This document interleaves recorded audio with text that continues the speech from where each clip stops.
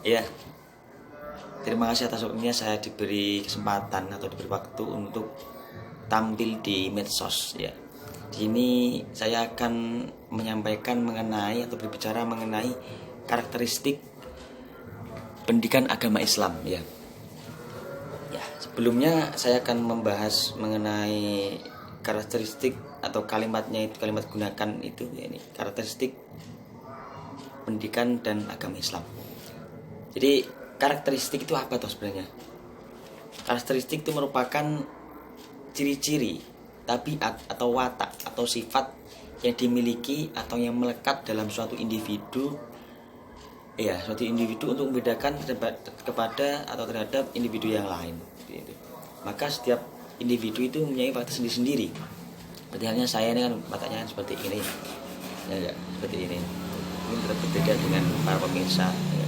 Lalu pendidikan itu apa? Pendidikan itu secara umum ya, secara umum itu bermakna atau enggak bermakna ya, atau secara umum pengertiannya adalah suatu proses sadar yang dilakukan oleh pendidik untuk mewujudkan potensi-potensi atau mengembangkan potensi-potensi yang dimiliki peserta didik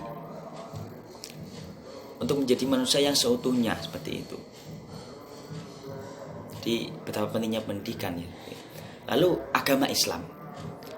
Agama Islam adalah agama yang diberikan oleh Allah kepada Nabi Muhammad lewat malaikat Jibril ya enggak?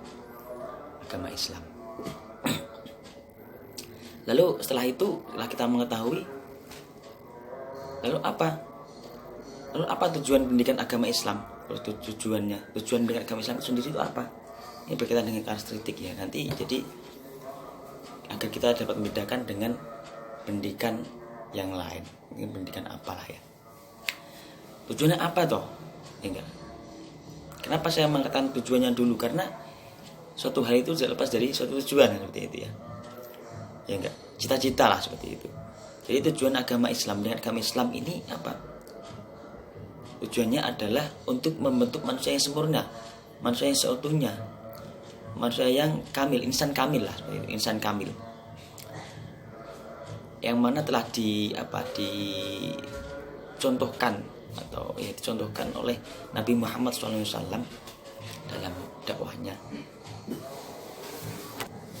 Ya, dalam dakwahnya tentunya yang sekarang bisa kita rasakan bahwa betapa hebatnya beliau ya kan, sebagai tokoh revolusioner ya kan. Itu. Jadi tujuannya atau cita-citanya ya terbentuk manusia seutuhnya seperti itu, yang berakhlak mulia, akhlakul karimah seperti itu. Dan juga telah termaktub dalam surat Ali Imran ayat 102 yang bunyinya A'udzu billahi minasyaitonir rajim. Bismillahirrahmanirrahim. Ya ayyuhan nasu taqullaha haqqa tuqatih wa la tamutunna illa wa antum muslimun. Yang artinya atau kalau lebih pengertiannya berkaitan dengan tujuan adalah yaitu tadi, hai manusia, bertakwalah kepada Allah dengan sebenar-benarnya takwa kepadanya, seperti itu. Dan janganlah kamu meninggal wala tamutunna illa wa antum muslimun, sedangkan kamu itu tidak beragama Islam. Jadi tujuannya bertakwa kepada Allah, jadi manusia yang bertakwa. Selanjutnya, dan itu tadi merupakan atau menjadi tujuan utama, tujuan akhir dari pendidikan agama Islam. Bertakwa kepada Allah, menjadi manusia yang berakhlak mulia, berakhlakul karimah, seperti mana ditentukan oleh Nabi Muhammad SAW. Namun dalam satu tujuan itu ada dua tujuan menurut saya. Pertama adalah tujuan antara dan tujuan akhir. Nah, tujuan akhir tadi sudah seperti ayat Ali Imran tadi dan ditentukan oleh Nabi Muhammad. Maka sekarang ada tujuan sementara, tujuan antara lah ya.